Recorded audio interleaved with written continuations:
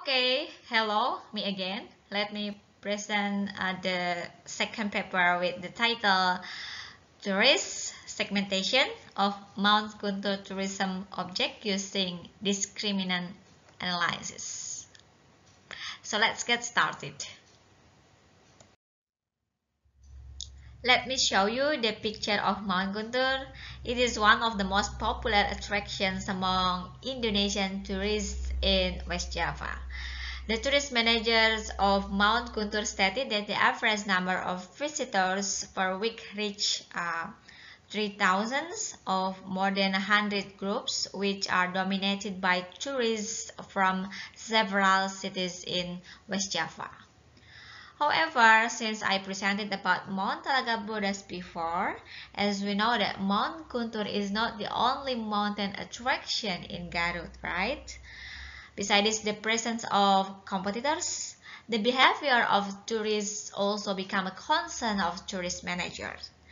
The results of interviews with some tourists shows that some respondents have revisited the mountain for 2 to 3 times, and some others prefer to visit different mountains. It signals a good business opportunity. Therefore, it is important to identify factors affecting the revisit intention at Mount Guntur. Based on the phenomenon, this study aims to produce a tourist market segmentation of Mount Guntur that focuses on the revisit intention of the tourists.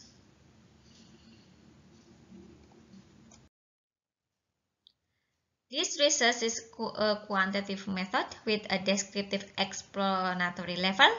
The data collection covered 3 stages. A literature study was conducted to formulate the state-of-the-art about tourist attractions at tourist destinations. The result of the literature study is several selected variables used in the interview guided in stage 2. The second stage is interviewing 3 informants, including a tourist, a nature lover, and a tourist researcher.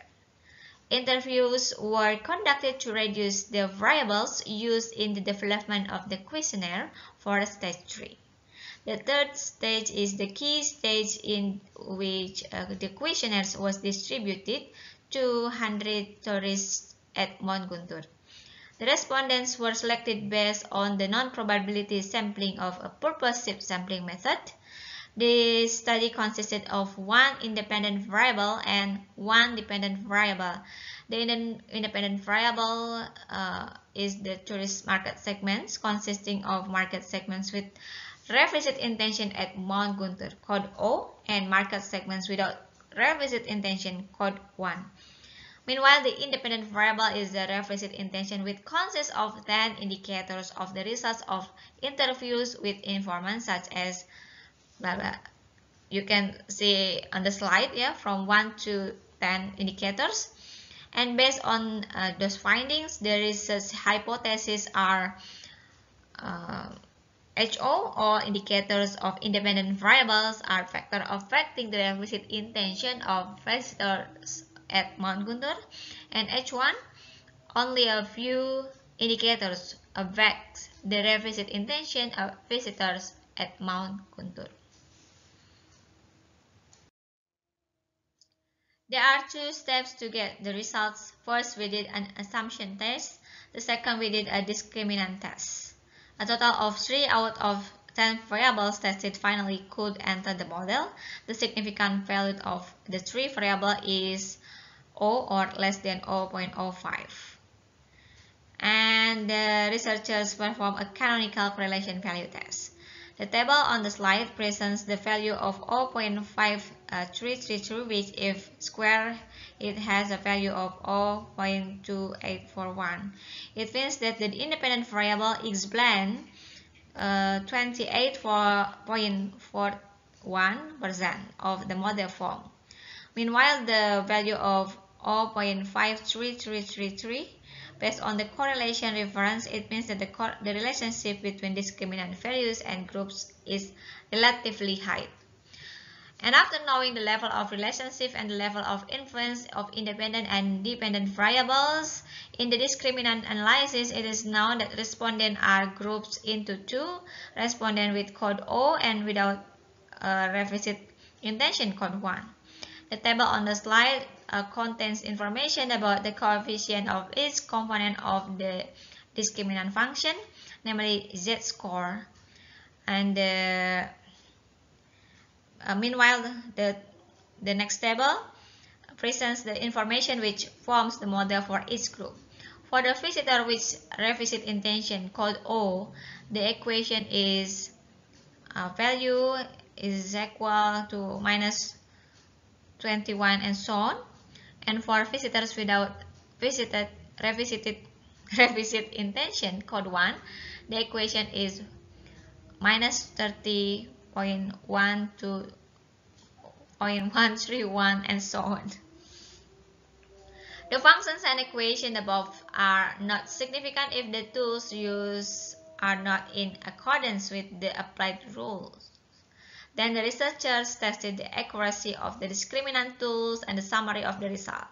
In the original row, 38 respondents in group 1 were consistent and 12 respondents moved in group 1. However, 37 respondents in group 1 were consistent and 13 respondents moved in group O.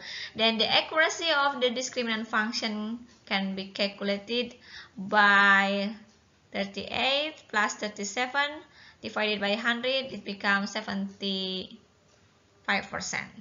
Okay.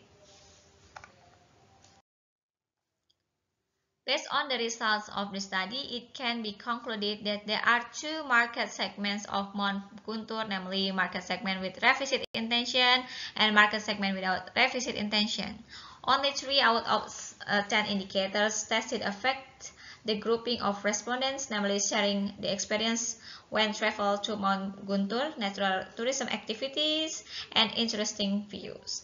Based on the discriminant analysis method, even though they only expand 28.41% of the model, the discriminant function is considered appropriate to answer this question with 75% accuracy. The last thing, let me share a quote again. This is one of my favorite quotes. Go where you feel most alive. Growing up, I've always preferred beaches over mountains. However, every time I'm surrounded by high-top trees and towering boulders, it has such a powerful effect on me. Whenever I'm hiking in nature, I feel so much more connected to the world around me. I love the quote below by Mark Obmesic. Mountains really do have a way of making our problems seem insignificant. Okay, thank you very much for your attention. Assalamualaikum warahmatullahi wabarakatuh.